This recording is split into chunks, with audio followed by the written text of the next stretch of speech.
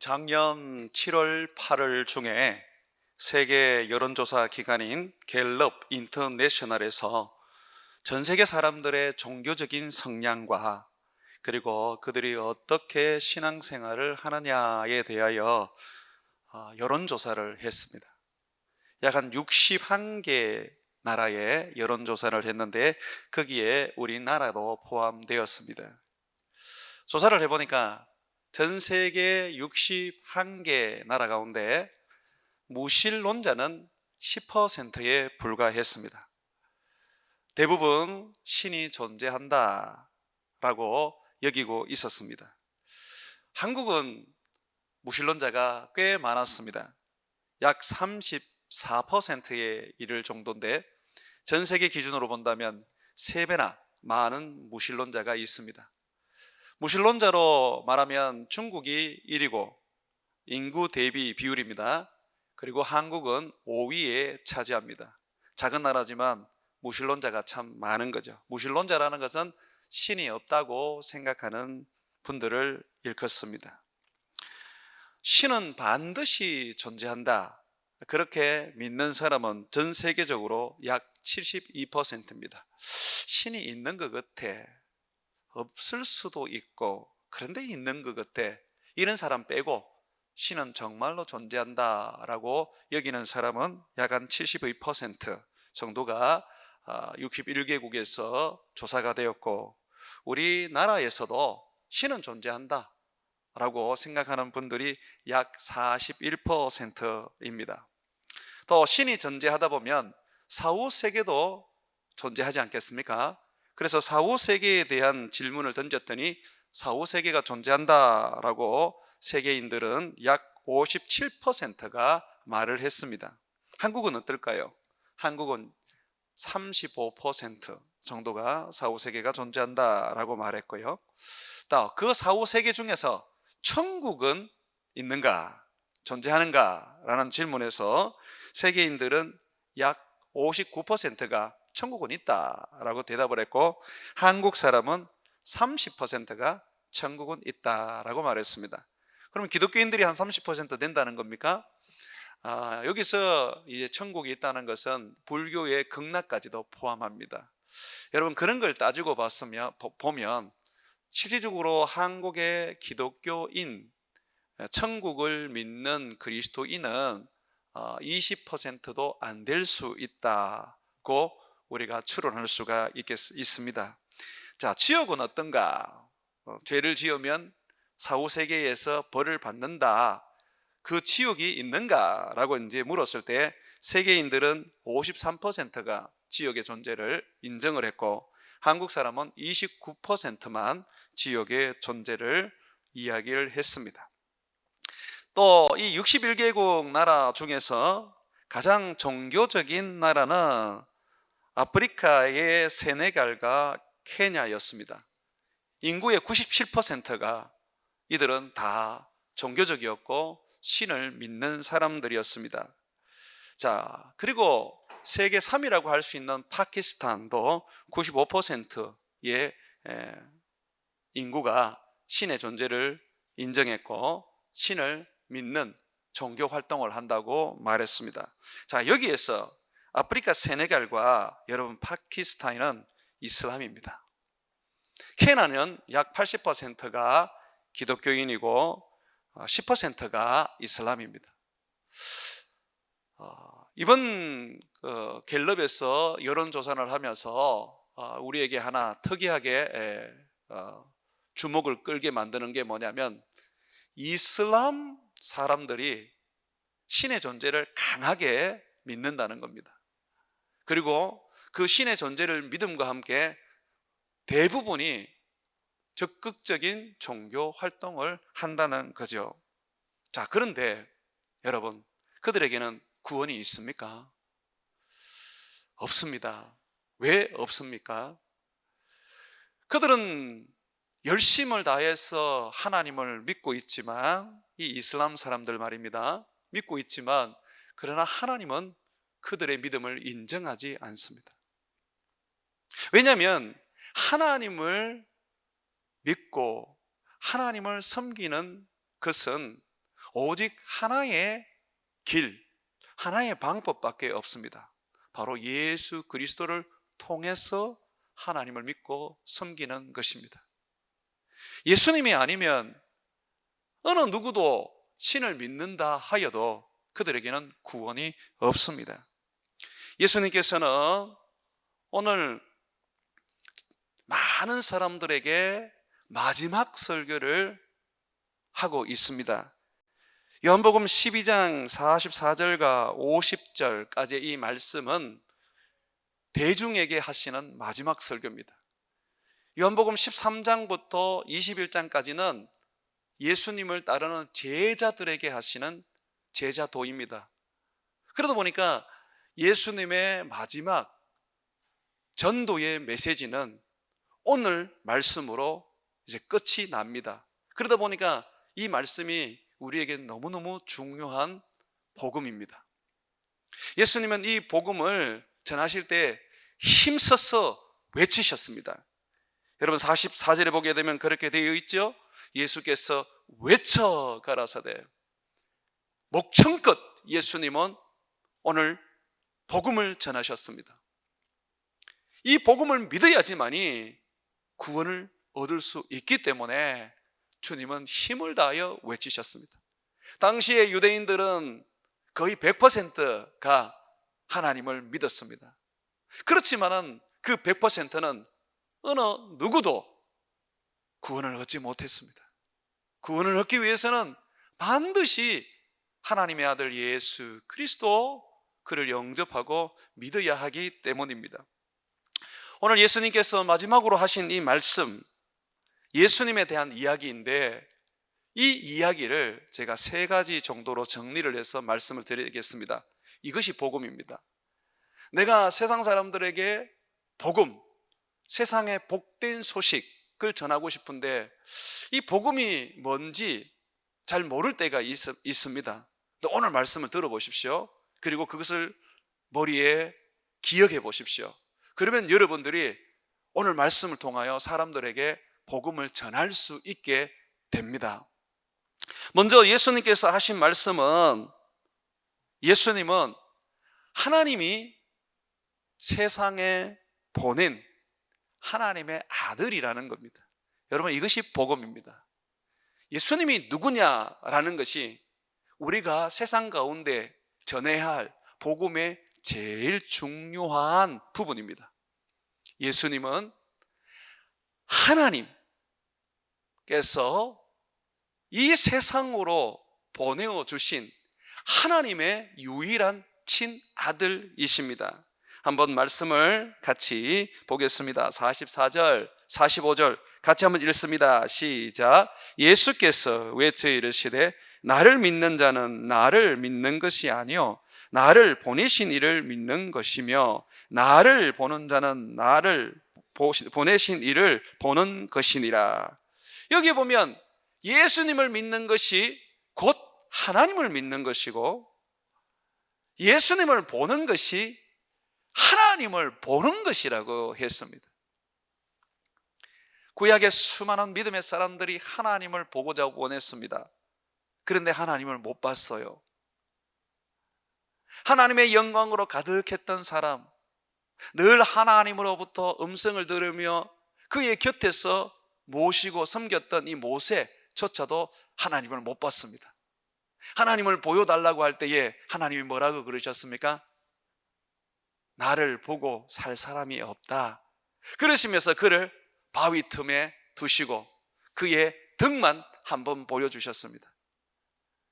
위대한 모세도 하나님의 등을 한번 보고 그것으로 끝났습니다. 하나님을 볼 수가 없었어요. 그런데 하나님이 비로소 자기를 보여주셨습니다. 어떻게 보여주셨습니까?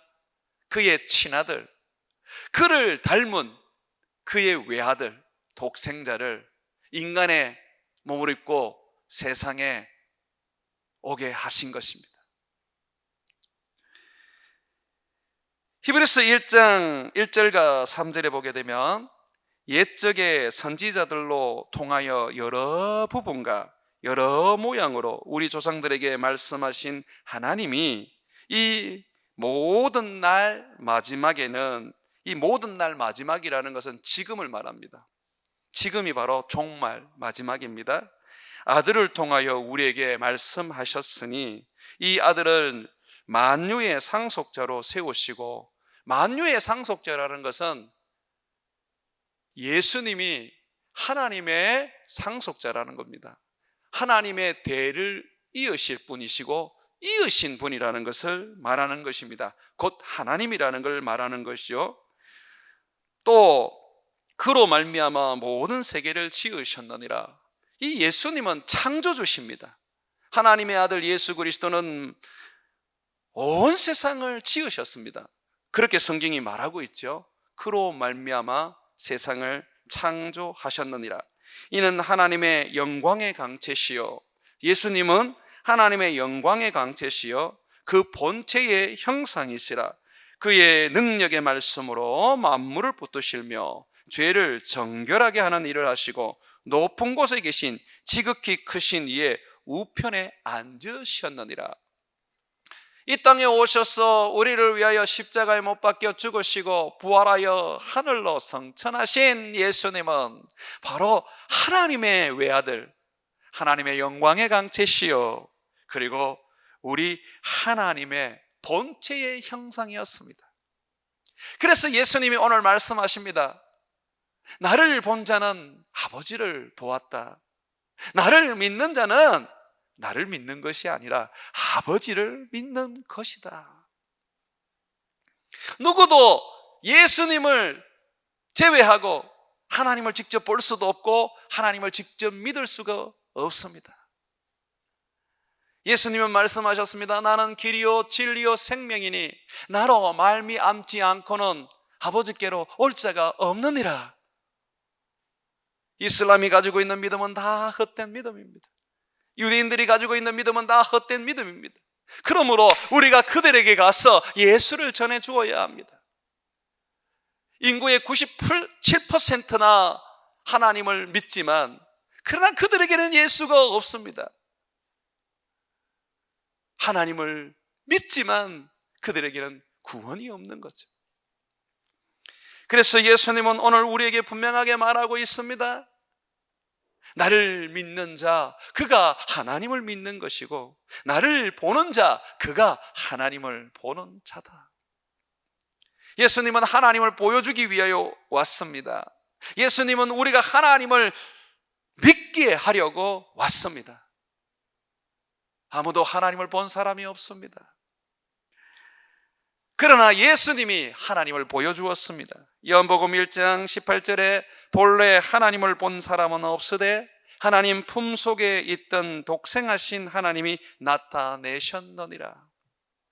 하나님은 하나님을 이 세상 가운데 나타내고 보여주기 위하여 그의 아들을 보내셨습니다.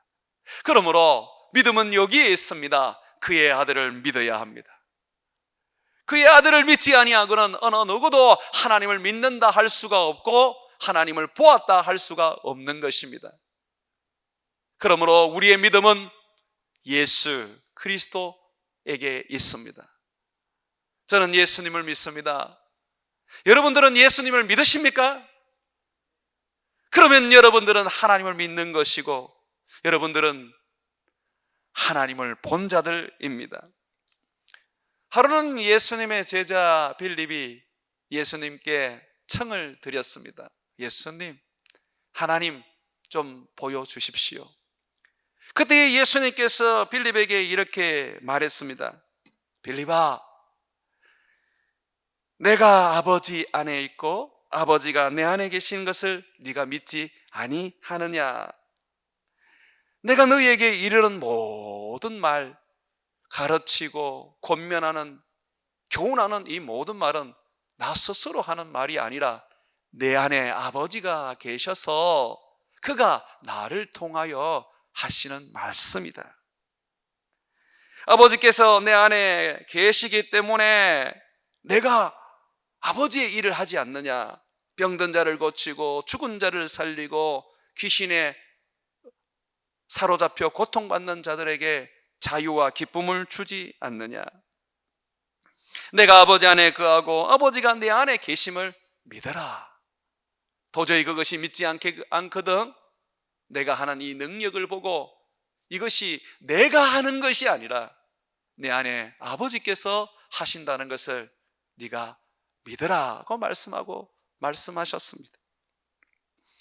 실질적으로 이사야 40장에 보게 되면 우리 하나님 여호와 우리 아버지가 이 땅에 강림하신다고 가르치고 있습니다. 이사야 40장 10절과 11절에 보게 되면 보라 주 여호와께서 장차 강한 자로 임하실 것이요 친히 그의 팔로 다스리실 것이라.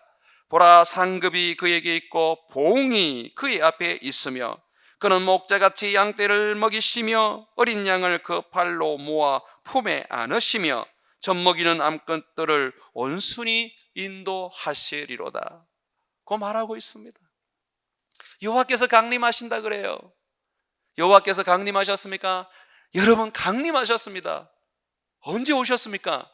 바로 예수 그리스도로 말미암아 오셨습니다. 예수님은 이 땅에 오실 때 혼자 오지 않으셨습니다. 아버지와 함께 오셨습니다. 예수님 안에 아버지가 계시고 아버지 안에 예수님이 계셨습니다. 그래서 예수님은 자기를 보여주면서 항상 아버지를 보여주었고 자기가 말씀을 전하였지만 그러나 자기 속에 계시는 아버지의 말씀을 전하여 주신 것입니다. 능력과 이적을 행하였지만 그가 행한 것이 아니라 그의 안에 있는 아버지께서 행하신 것입니다. 사랑하는 여러분, 아버지가 이 땅에 오셔서 우리에게 지금 손을 내밀고 있습니다. 이제 나를 믿어라. 이제 나를 보아라. 그리고 이 죽어가는 세상, 악한 세상에서 구원을 얻으라. 나는 너희를 창조한 하나님 아버지다. 내가 너희의 손을 잡고 저 천국으로 인도할 것이다. 이제 나를 믿으라 하시면서 손을 내밀었습니다. 그런데 그 손이요, 구멍이 뻥난 못자국이 있는 예수님의 손입니다. 예수를 영접하는 것이 바로 아버지를 영접하는 것이고 예수님을 믿는 것이 아버지를 믿는 것이고 예수님을 사랑하는 것이 아버지를 사랑하는 것입니다.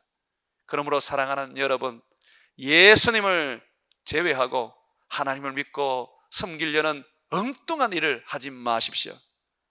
항상 예수를 통해서 예수를 의지해서 예수를 힘입어서 하나님을 믿고 섬기는 저와 여러분 되시기를 주의 이름으로 축원합니다. 두 번째로 예수님은 복음이 뭔지 말씀해주고 있습니다. 하나님이 보낸 자기의 친아들 예수 그리스도는 세상의 빛이라는 겁니다. 세상의 빛입니다. 46절 말씀 우리 다 같이 한번 읽어보겠습니다. 시작. 나는 빛으로 세상에 왔나니 무릇 나를 믿는 자로 어두움에 거하지 않게 하려 함이로라. 주님은 빛이십니다. 그래서 이 세상에 오셔서 자기를 믿는 자들마다 다 그 어두움에서 구원하여 빛이 되게 하셨습니다. 예수님을 믿는다는 것은 예수님을 내 안에 영접한다는 겁니다. 빛이신 예수님을 내가 영접하면 내가 어떻게 돼요? 내게 빛이 나오는 거예요. 빛이 비치는 거예요. 우리는 이전에 어둠에 살던 자들입니다. 여러분, 하나님을 빛이라 그럴 때에 그러면 어두움은 뭔가를 상징하고 있다는 것을 여러분들이 느끼실 겁니다. 뭘 상징을 합니까? 바로 사탄을 말합니다. 사탄에 속한 모든 그 세계와 그의 일들과 그의 나라가 어두움입니다.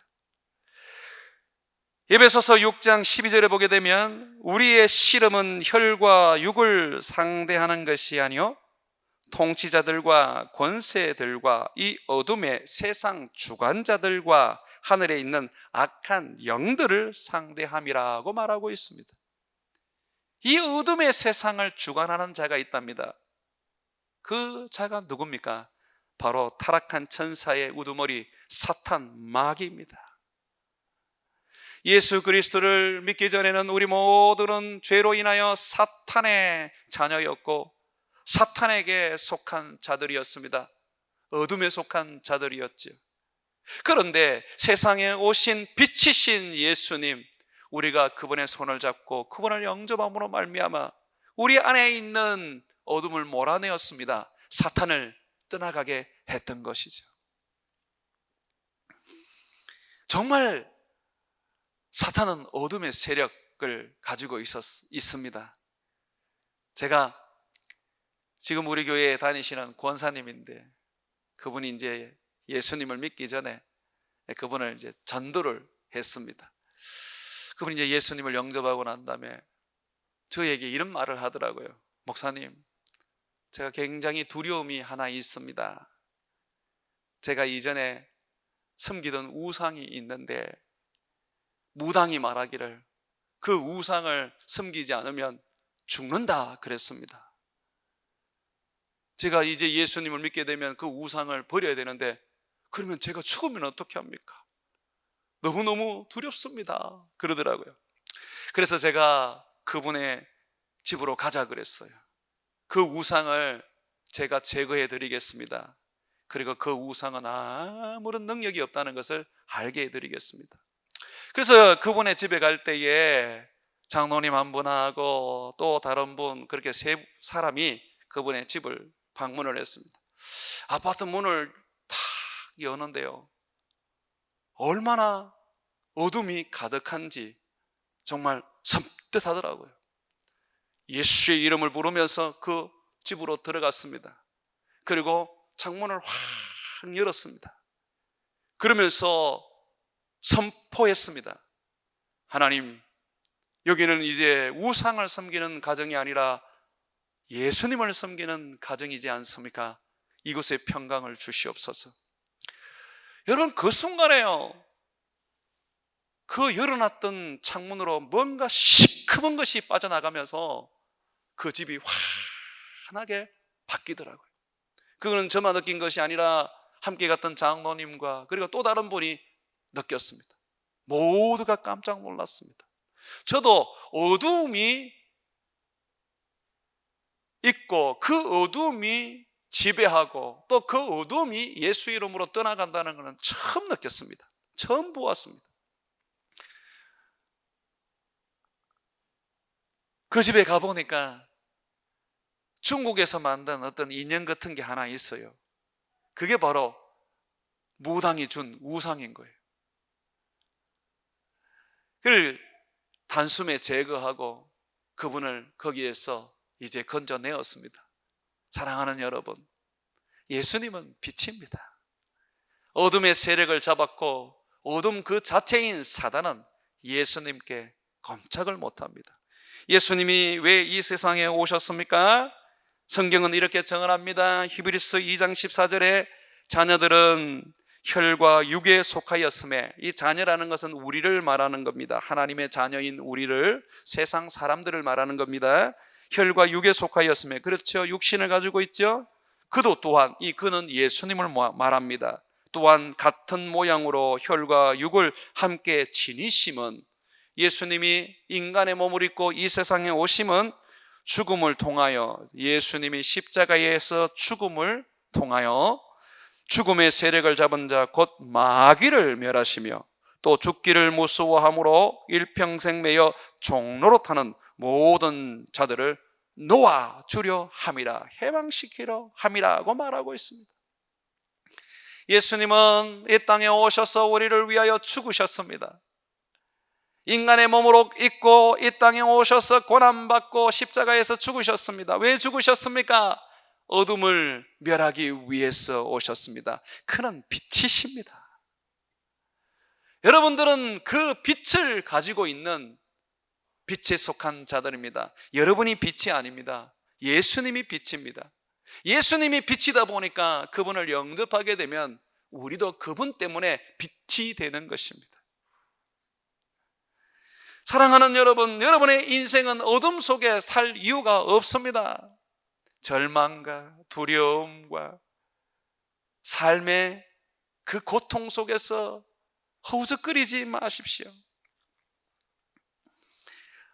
얼마 전 한 분을 만났는데 그분이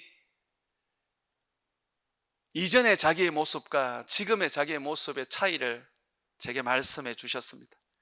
목사님, 제가 이 교회에 오기 전에는 삶이 너무 괴롭고 힘들었고 죽는 것이 낫다는 생각을 늘 했었습니다. 직장을 다녀도 돈을 벌기 위하여 다녔기 때문에 직장 생활이 그렇게 고달팠습니다. 그런데 여기 와서 내가 예배를 드리고 성경을 배우고 기도하면서 제 믿음이 자라면서 바뀌어졌습니다. 이제는 저는 돈 때문에 직장 생활을 하지 않습니다. 저는 하나님을 위해서 일합니다. 무엇을 하든지 먹든지 마시든지 다 주를 위하여 하라고 가르치지 않습니까? 그래서 저는 돈을 벌기 위해서 일하는 것이 아니라 하나님을 위해서 일을 합니다. 이전에 제가 다니던 회사는 제가 직급도 높았고 연봉도 한 8천 정도 받았습니다. 그런데 지금 제가 다니는 회사는 고작 3천 미만의 작은 연봉에, 그리고 현장에서 일하는 노동자입니다. 그런데도 저는 행복합니다. 예전에는 죽지 못해서 일했다면 지금은 즐거움과 기쁨으로 일을 합니다. 그래서 목사님, 제가 얼마 전에 제가 이전에 일하던 그런 업종에서 스카우트 제의가 들어왔습니다. 그래서 제가 다시 간부로 그곳에 가게 되었습니다. 이제는 제가 잘할 것 같아요.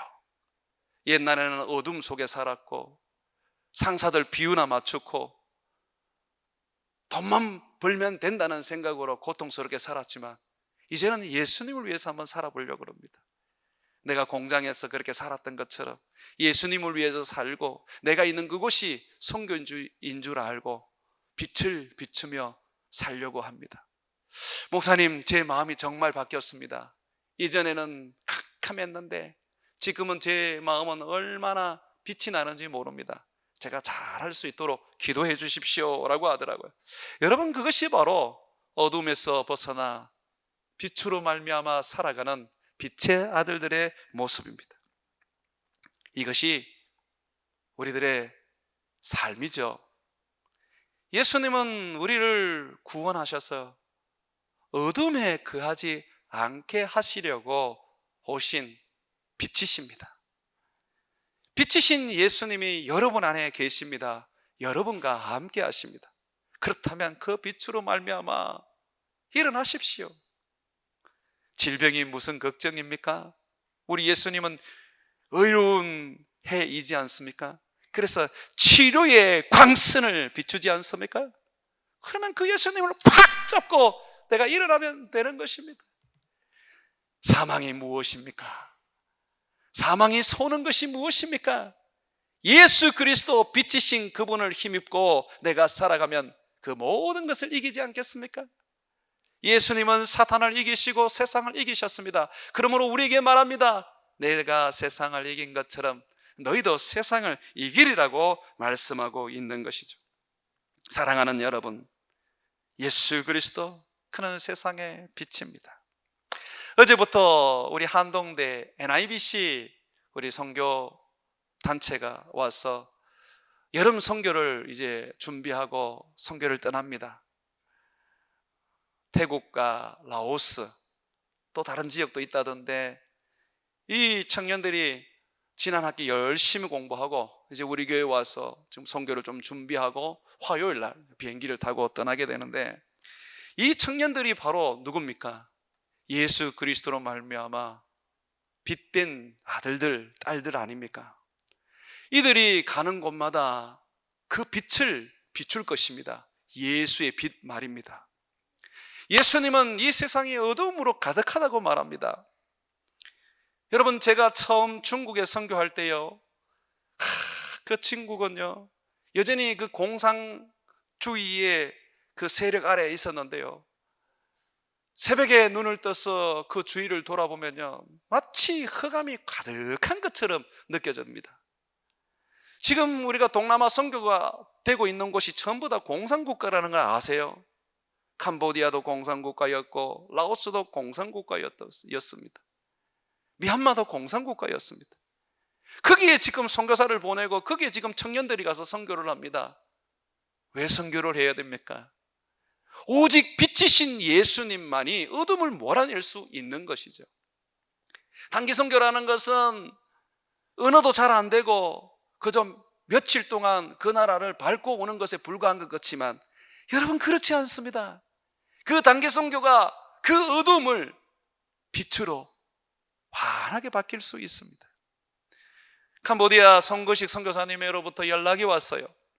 목사님, 전번 선교팀이 와서 우리 마을 이장, 부이장 예수 믿게 해달라고 기도를 했었거든요. 그런데 예수님을 믿게 되었어요.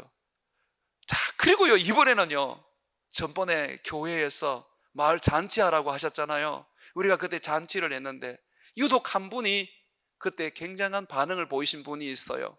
그런데 그분이 복음을 전해도 잘 받아들이지 않으셨는데, 이번에 그분이 예수님을 받아들이고 우리 교회에 나오게 되었습니다.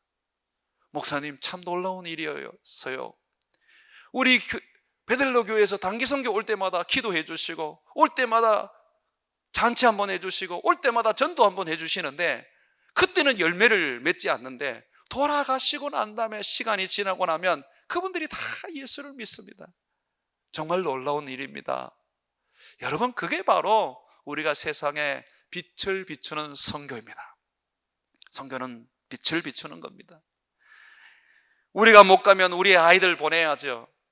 그래서 이번에 NIBC 우리 선교팀이 와서 이곳에서 화요일 오전까지 훈련을 받고 이제 비행기 타러 갈 것인데, 지난 여름에 선교 훈련을 받고 가서 거기에서 선교에 대한 헌신을 하고 지금 우리 교회 선교 후보생이 된 우리 이화진 형제, 그리고 거기에서 학교를 휴학하고 이 선교지로 가서 지금 1년 동안 봉사하고 있는 사람이 3사람입니다. 그들이 세상에 빛을 비추고 있습니다. 그러므로 우리는요, 이 빛을 비추는 우리들의 자녀들이 빛으로서 온전히 자랄 수 있도록 뒷바라지해야 합니다. 사랑하는 여러분, 예수를 믿는 사람은 어둠에 거하지 않습니다. 빛으로 살아가는 것이죠. 그래서 우리는 선교를 통해서 이 세상에 빛을 비출 뿐만 아니라 그 빛을 비추는 사람들도 세워나가야 합니다.